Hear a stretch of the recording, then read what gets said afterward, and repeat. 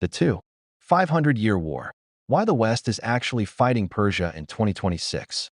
Right now, as you watch this, the sky over the Iranian plateau is glowing.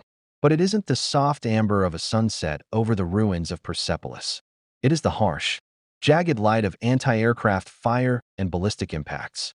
Since February 28, 2026, the world has watched in stunned silence as a U.S.-Israeli coalition launched a campaign of over 13,000 strikes across Iran. But to the people living there, this isn't just a news cycle.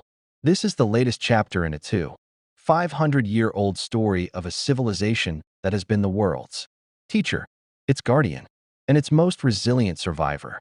We call it the Persian Road. It is a road paved with the invention of algebra, the first human rights charter, and the preservation of the Jewish faith. Yet today, that road is a battlefield.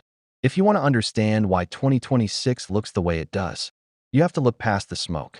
You have to look back to the moment the world first learned the name Persia. In 550 BC, the world was a collection of warring tribes.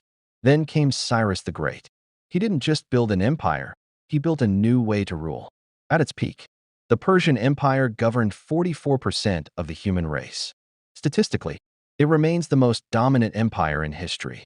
But Cyrus didn't rule with the terror of the empires before him. He introduced a concept that was radical for the ancient world: imperial tolerance. In 539 BC, Cyrus marched into Babylon. In an era where conquest usually meant slavery, Cyrus did the unthinkable. He issued a decree, immortalized on a clay cylinder now kept in the British Museum, granting religious freedom to all conquered peoples. This was the world's first human rights charter. This decree changed the course of history for the Jewish people.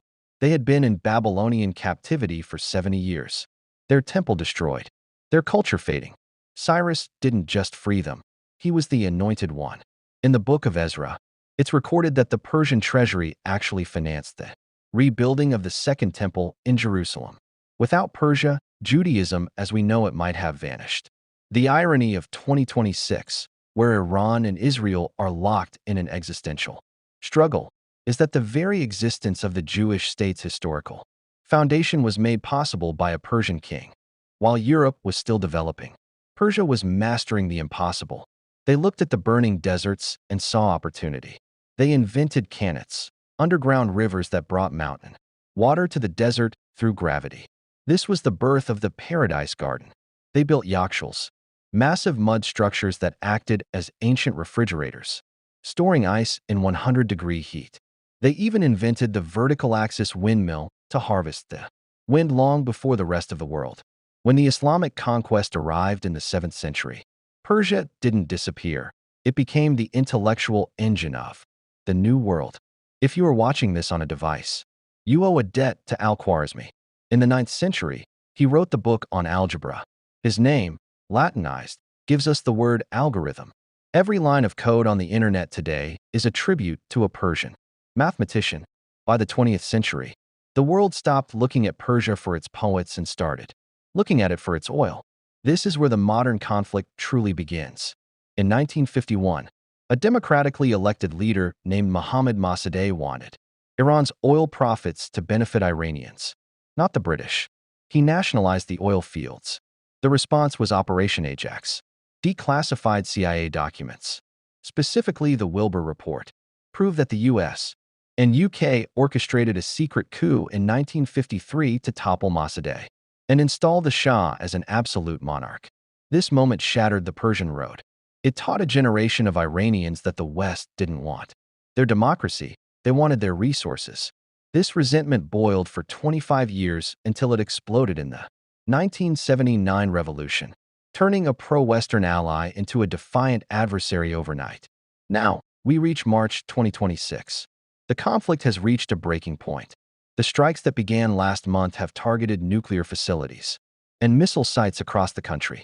Analysts report that Iran's air defenses are under immense pressure, while the Strait of Hormuz, the world's most vital energy artery, is nearly closed to global shipping. Iran holds the kill switch for the global economy, and the West is determined to take it away. Inside Iran, a new generation is rising. They are proud of their 500-year history, but exhausted by decades of isolation. They are the descendants of Cyrus and Al-Khwarizmi, caught between a government fighting for survival and a world that seems to have forgotten their contributions. You can sanction a country's oil. You can strike its air defenses.